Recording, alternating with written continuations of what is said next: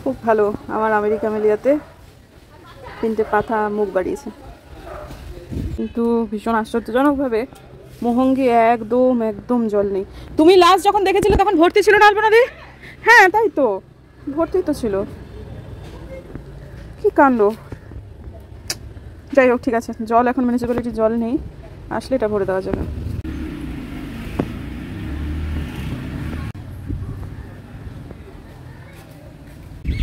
আজকে জবা গাছে ফুলের বাহার দেখাই শুধু। রে বাপ রে বাপ, কমের পক্ষে 30-40টা ফুল। আজকে 30খানা ফুল হবে লাল জবায়, বুঝলে? এত ফুল ফুটেছে। হ্যাঁ ওটা তো যাবই, এইটাতেও গোলাপি জবাতেও প্রচুর ফুল, প্রচুর ফুল। আর মন ভরিয়ে দিচ্ছে আমাদের হাজারি জবা, মানে হাজারটাই বটে।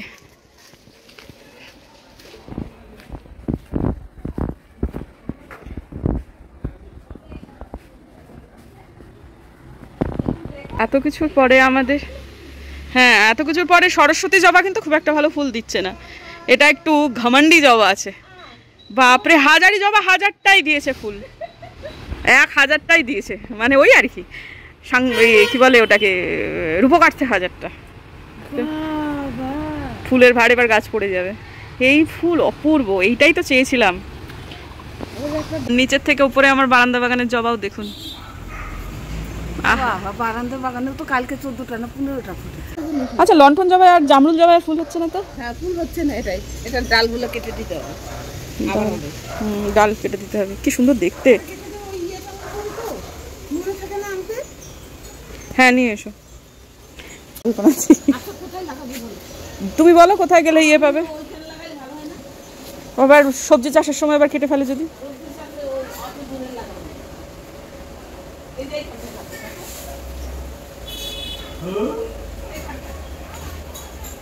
হ্যাঁ লাগাও লাগাও লাগাও লাগাও, আবার সেই তো পাঁচিল ঘেসেই হয়ে যাবে আলপনা দি।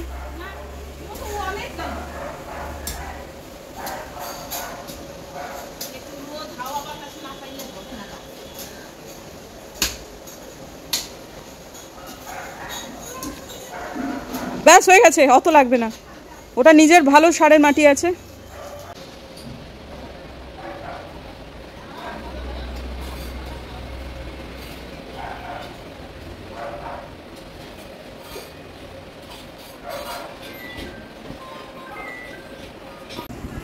আকাশে প্রচণ্ড মেঘ এবং তারই মাঝখানে এই ফুলগুলোকে যে এত ভালো লাগছে দেখতে লাগছে। ইয়েলো পেনেতে আর একটা কুড়ি এসেছে। কালকে রাত্রির বেলাতে বৃষ্টির শব্দে ঘুম ভেঙে গেছে, এত বৃষ্টি হচ্ছিল, এবং উঠে প্রথমে কয়েক সেকেন্ড বুঝতে পারছিলাম না যে এটা কিসের আওয়াজ। তারপরে ওই 2-1 সেকেন্ড পরে আর কি বুঝলাম যে বৃষ্টি, এবং ঘড়ি দেখলাম 2:52, মানে কি ভয়ঙ্কর বৃষ্টি। এখনও আকাশটা খুব খারাপ করেছে তো।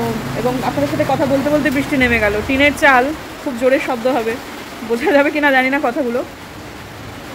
আবার একটু কমেও গেল মনে হচ্ছে, তবে এখানেও জল কমে গেছে। ওটা আমার মনে হচ্ছে জলীয় বাষ্প হয়ে উড়ে গেছে। সকাল থেকে ভালো রোদ্দুর ছিল না।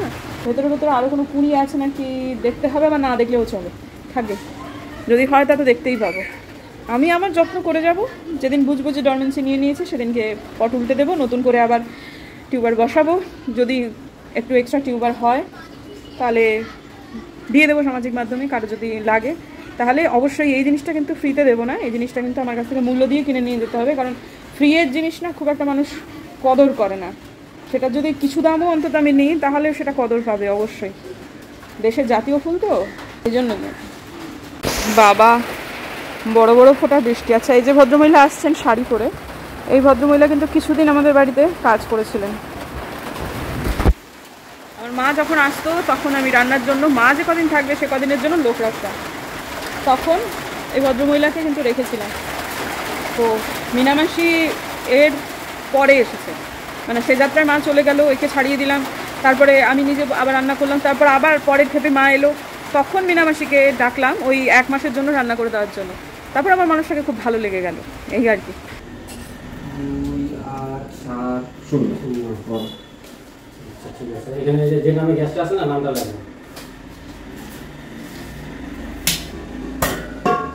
আগের দিনের ব্লগে দেখেছিলেন না যে গ্যাসের একটা সমস্যা হচ্ছিল, তো আমাদের যে ডিস্ট্রিবিউটার তাকে ফোন করেছিলেন বোধিসত্ত্ববাবু, তো তিনি কিছু কিছু কাজ করিয়ে দিয়েছেন, প্রথমত লোক পাঠিয়ে দিয়েছিলেন।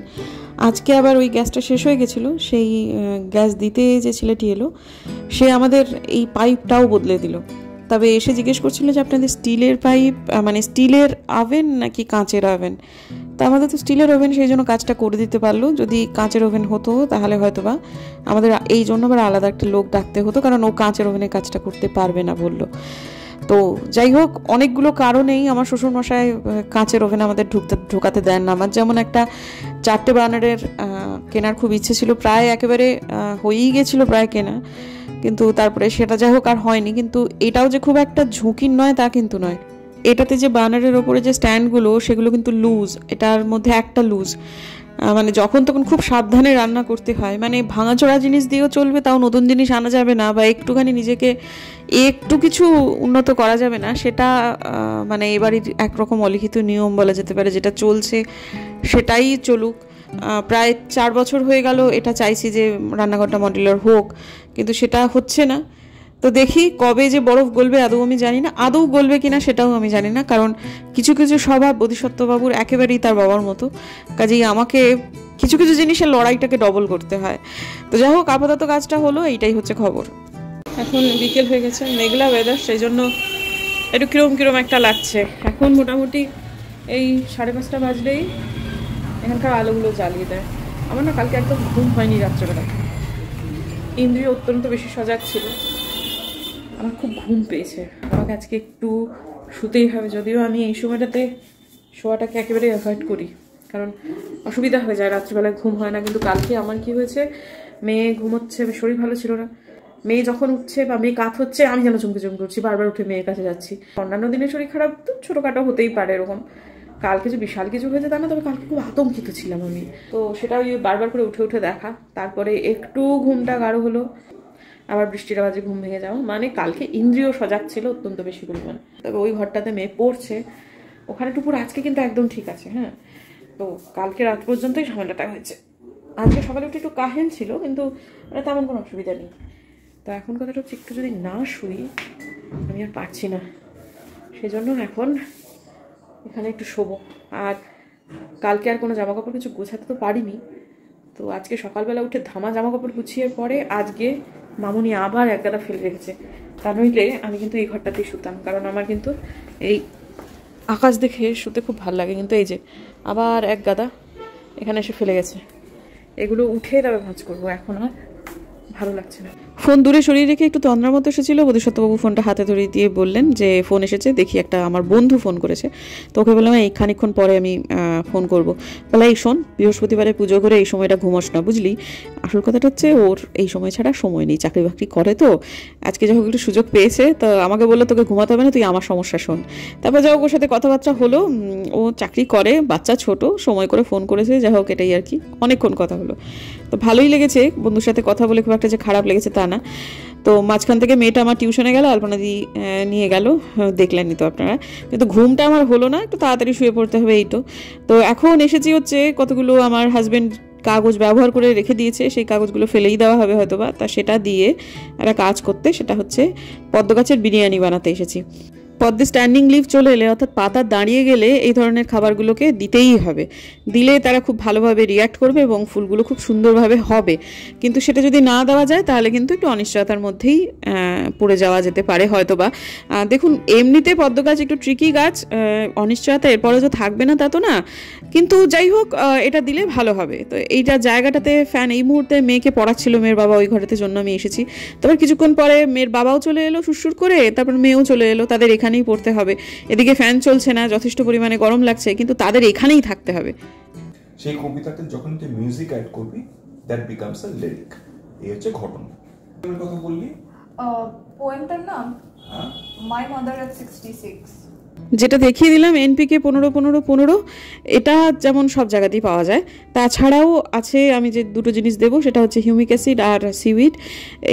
এ দুটো দিতেই হবে জানেন। তবে এগুলো না সাধারণ সারের দোকানেতে সবসময় পাওয়া যায় না, অনলাইনেতে পাওয়া যায় এবং সেটা বেশ এক্সপেন্সিভ। যারা একটু লার্জ স্কেলে না করছেন তাদের না এই সমস্ত সারগুলো কেনাটা, এনপিকেটা ঠিক আছে কিন্তু অন্যগুলো কেনাটা খুব একটা পোষাবে না। এছাড়াও কিছুটা পরিমাণ জানার ব্যাপার আছে, কতটুকু দিতে হবে বা না হবে সে সমস্ত কথা বলছি। তার আগে বরং একটু বধিবাবুর গান শুনে নিন। সে তো মেয়েকে মাঝে মাঝে পড়াতে পড়াতে গানও গায়, মাঝে মাঝে নাচেও জানেন। সেটা না হয় নাই দেখাতে পারলাম, কিন্তু গানটা তো আজকে শোনাতেই পারি। একটা গান ছিল, সেটা হচ্ছে যে Down the line where nights are grey and the sunshine on the mountain top, I took a day trip on a sailing ship, and when I reached Jamaica made a stop. But I'm sad to say I'm on my way, won't be here for many a day. My heart is down, my head is turning around, I have to leave a little girl in Kingston town. কি হলো, এটা একটা কবিতা basically, কিন্তু সেটার সঙ্গে একটা music add করা। Cultural context হচ্ছে ক্যারাবিয়ান আইল্যান্ডস। জ্যামাইকা হচ্ছে ইজ আ প্লেস ইন, মানে ইজ আ ক্যারাবিয়ান কান্ট্রি। সেইটার কনটেক্সটে একজন সেলার, মেবি একজন নাবিক, সেই গানটা করছে। আমার বরের গান কেমন লাগলো অবশ্যই বলবেন, তবে এর বেশি শোনাতে পারছি না। সেটা হলে বোধিসত্ত্ববাবু হয়তো বা একটু রাগ করতে পারতেন হয়তো। টুপুরেরও একটা মতামতের ব্যাপার আছে, মেয়ে আমার প্রায় সাবালিকা হতে চলেছে। তো ফিরে আসি এই পদ্মের কথায়। যারা আমার কাছ থেকে এই পুটুলিগুলো অর্থাৎ এই হোমিওপ্যাথির পুড়িয়াগুলো কিনতে চাইবেন, আমি কিন্তু তাদেরকেও বিক্রি করতে পারি। মনে রাখবেন 15 দিনে গড়ে, সাধারণত কোনো গাছের ক্ষেত্রে একটু গরমিল হতে পারে, তবে সাধারণত 15 দিনে একবার করে মাটির মধ্যে স্ট্যান্ডিং লিভ চলে আসার পর এটাকে গেড়ে দিতে হয়, তাহলে কিন্তু পদ্ম গাছে খুব ভালো রেজাল্ট আসে। আর এখানে হিউমিক অ্যাসিড কতটুকু, তারপর সিউইড কতটুকু, সেগুলো একটা পরিমাণের ব্যাপার আছে। এগুলো আমি অনলাইন ওয়ার্কশপ করে শিখেছি, যার ফলে এই জিনিসটাকে আমি খুব আত্মবিশ্বাস নিয়ে করছি। নিজের জন্যই আপাতত করছি, কিন্তু পরবর্তীকালে কারো যদি লাগে তাহলে কিন্তু অবশ্যই আমাকে পরিমাণটা জানিয়ে দেবেন। আবারও বলছি, যদি লার্জ স্কেলে না করেন তাহলে এই জিনিসপত্রগুলোকে করাটা হয়তো বা পোষাবে না, তবে করতে পারেন। এটাও কিন্তু আমি বলছি যে জিনিসটা এমন কিছু রকেট সায়েন্স নয়, খুবই সাধারণ একটা ব্যাপার। আমি তো বলেই দিলাম কি কি জিনিস 3টে দিচ্ছি, সেটা যদি আপনারা জোগাড় করে করতে পারেন তো খুবই ভালো কথা। যদি না পারেন তাহলে আমার কাছ থেকে আপনারা নিতেও পারেন। এই যে আমার মোটামুটি এটা বছর খানেক তো না হলেও অন্তত ওই ডরমেন্সি নিয়ে নেওয়া পর্যন্ত হয়ে গেল মোটামুটি, যতগুলো পদ্মর আছে আপাতত। কিন্তু ভবিষ্যতে কিন্তু আমি বাড়াবো, হয়তো 1-1.5 মাসের মধ্যেই আমার আরও 4টে গামলা কিন্তু অ্যাড হচ্ছে। আমার এই মুহূর্তে আছে 6টা, 4টে যোগ হবে, 4টে যোগ হয়ে 10টা হয়ে যাবে। কাজে আমি এই জিনিসটা কিন্তু আমার পোষাবে, এমন কিছু ব্যাপার না। তো যাই হোক, এতক্ষণ ধরে আমার ফ্যান বন্ধ করে কাজ করাতে বোধিসত্ত্ববাবু এবং তস্য কন্যার আর কি, অবশ্য আমাদের কন্যার আর কি গরম লাগছিল। তো এখন মোটামুটি সবাই আমরা স্থিতাবস্থায় এসেছি, কারণ ফ্যানটা চলছে। যাই হোক, আমার কাজটাও সম্পূর্ণ হয়েছে। তো বোধিসত্ত্ববাবু তো অনেকক্ষণ আগে ডিনার করে ফেলেছেন, এই মুহূর্তে বাজে প্রায় 9টা। তার একটু খিদে পেয়ে গেছে, তো কোনোভাবেই কোনো কার্বোহাইড্রেট কিছু খেতে চাইছে না। আমাকে বললেন যে তুমি আমাকে একটুখানি ডিমের পোচ করে দাও, তো 3টে ডিমের পোচ করে দেবো, কিন্তু তেলটা অল্প বেশি পড়ে গেল। তো ঠিক আছে, কি করা যাবে। তো এখন 3টে ডিমের পোচ করে দিয়ে তারপরে আমি একটু রান্নাঘরের কাজ টাজগুলো গুছাবো। মেয়ের এখনও ডিনার হয়নি, ওর বাবাকেই আগে করে দিচ্ছি। ওর বাবারটা করে দিয়েই মেয়ে কিন্তু আজকে ভাত খাবে, নিজেই বলেছে। তো তাকে ভাত মেখে খাইয়ে দিতে হবে, এটাই তার অলিখিত নিয়ম, যে রাত্রেবেলা যে জিনিসে ভাত খাবে তাকে খাইয়ে দিতে হবে। তো যাই হোক, ঠিক আছে, আপাতত এটা করে দিই। তারপর ওই যে বাসন মাজাটা যাগুলো দেখাতে গেলে বোধিসত্ত্ববাবু ভীষণ পেছনে লাগে আমার, জানেন। আমার বন্ধুরাও জানেন তো খুব আওয়াজ দেয় আমাকে, এবারে কি বলবো, মাঝে মাঝে এত বলে শোন এরকম বৈরিতা করিস না। এদিকে যখন আপনি কোনো কাজ করেন না বলে কমেন্ট আসে, তখন তাদের ত্রিসীমানায় কাউকে দেখা যায় না, জানেন। আর এমনিতে মানে একেবারে কি বলবো। কয়েকদিন আগের ঘটনা শুনবেন, আমি মামনি আসেনি জন্য সেদিনকে একটু ঘর ঝাড় দিচ্ছিলাম, ব্লগ করছিলাম। আমার হাজবেন্ড ওই সময়টা ফোনটা চার্জে দিতে এসেছে এবং আমি তখন মন দিয়ে ঘর ঝাড় দিচ্ছি। তখন সে কখন 5 না 6 সেকেন্ড হওয়ার পর মানে ক্লিপিংটা ও টুক করে বন্ধ করে দিয়ে ওখান থেকে কেটে পড়েছে। তো তারপর আমি যখন ওটা দেখতে যাচ্ছি তখন দেখছি ওই 5-6 সেকেন্ডের বেশি হয়নি। তো আমি বললাম কী ব্যাপার, এটা বন্ধ হয়ে গেল নাকি নিজে নিজে। তখন বলছে কি ঘর ঝাড় দেওয়া দেখাতে হচ্ছে ব্লগে, তাই আমি বন্ধ করে দিচ্ছি। সেদিন আমার খুব রাগ হয়েছে, তো তুমি এরকম কেন করবে বলে, ঘর ঝাড় দেওয়ার কে দেখায় শুনছি, কি এমন আছে ওটার মধ্যে। তো এই যে এখন যেমন বাসন মাজা দেখাচ্ছি, তখনও কিন্তু পেছন থেকে একটু মজা করছিল আর কি, আমিও ব্যাপারটা পার্টিসিপেট করছিলাম, তবে আজকে যা হোক বন্ধ করে দেয়নি। তো যাই হোক, ঠিক আছে, রান্নাঘরে কাজটা মিটিয়ে ফেলি, তারপর বরং এসে কটা কথা বলে তবে ব্লগটাকে শেষ করি। কাজকর্ম গুটিয়ে ফেলেছি, আজকের ব্লগ আর কালকে নিয়ে যাওয়ার কোনো ইচ্ছা নেই। আজকে আবার ভুল করে অ্যাকোয়াগার্ডটাকে চালিয়ে রেখে গেছি। সত্যি রাত্রিবেলা তো এতটা জলের কোনো প্রয়োজন হয় না, শুধু শুধু দেয়ালটা সব কিছুই আর কি ভার বহন করে আর কি। রাত্রিকালীন শেষ পানি উটি পান করে শোবো। ঘুমটা বেশি দরকার আজকে, আমার খুবই ঘুম পেয়েছে। তখন তো বলেছি বোধ হয় তো নিশ্চয়ই বলেছি যে একজন ফোন করেছিল আমার এক বন্ধু, সে বলছে এই ঘুমাতে হবে না, ছাড়তো আমার সাথে একটু কথা বলে। আমার চাকরি টাকরি করে, ওর সেই সময়টা ছাড়া সময় নেই।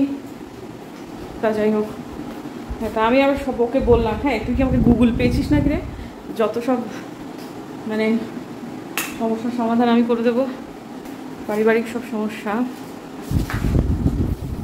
তো ভাবতেও পারিনি যে আমার এই হাইপার শ্বশুরমশাই এখন এরকম বৌমান্ত প্রাণ হয়ে যাবেন, যারা আমার বিয়ের আগে থেকে বা বিয়ের সময় থেকে চেনেন তারা আর কি বিশ্বাসই করতে পারেন না।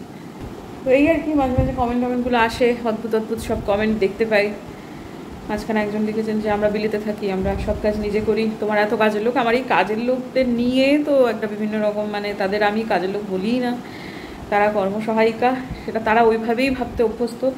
আর 5 জন ইন্ডিয়ান ব্লগার মানে বা লাইফস্টাইল ব্লগাররা যেরকমভাবে ব্লগ করছে, যেরকমভাবে ঘরের কাজ করছে, আমি কেন করছি না? প্রত্যেকের জীবন আলাদা, প্রত্যেকের ধরন আলাদা। আর এদেরকে কর্মসহায়িকা যে দিদিরা আছে, শুধু যে তারা আমাদের সাহায্য করছে তা তো নয়, এটা তো তাদেরও একটা অর্থ উপার্জনের জায়গা, এটা তাদেরও একটা কর্মসংস্থান। আর আমার হাজব্যান্ডের মন মানসিকতা বলুন, আমার শ্বশুরমশাই ছেড়ে দিন, আমার হাজব্যান্ডের কথার ক্ষেত্রে সেটা যে তিনি একটু অন্য ধারার মানুষ, অন্য ধরনের মানুষ। এটা যদি এতদিনেও না বুঝে থাকেন, আর নতুন করে কিছু বলার নেই, ঠিক আছে, এভাবেই চলছে দিন। এখনও যারা প্রশ্নটা করছেন যে আমি বিদেশে গেলে কি করতাম, যা যেমনভাবে বিদেশের মানুষেরা থাকে সেরকমভাবেই থাকতাম। পরিস্থিতি বললে মানুষ সবই করে। আমার এরকম অনেক পরিস্থিতি এসেছে, যে পরিস্থিতিগুলো কিছুটা আপনারা জানেন, অনেকটাই জানেন না, যে আমি নিজেও অবাক হয়ে যাই যে আমি এইসব কাজগুলো কী করে ফেললাম। কিন্তু ওই আর কি, যখন মানুষের পরিস্থিতিতে পড়ে তখন মানুষ সুন্দরভাবে সে কাজগুলো করে ফেলতে পারে, এবং সেটাই নিয়ম, সেটাই হয়।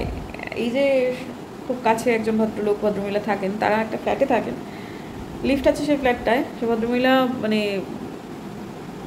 বেডরুম থেকে বড় ফ্ল্যাট আর কি, বেডরুম থেকে ব্যালকানিতে যেটা আমি ওনাকে বলেছিলাম যে আপনি তো ব্যালকানিতে একটা গাছ টাছ করলে পারেন আর কি, এই কথোপকথনে মাঝখানে রাস্তায় দেখা টাকা হলে কখনো আর কি সেরকম বলেছি। তো তখন তিনি বলেছেন আমি বারান্দা অবধি যেতে পারি না, আমার পায়ে এত যন্ত্রণা, আমি আমার বেডরুম থেকে বারান্দা অবধি যেতে পারি না, বেশিরভাগ দিনই পায়ের ব্যথায় থাকে, আর্থ্রাইটিসের ব্যথা আর কি।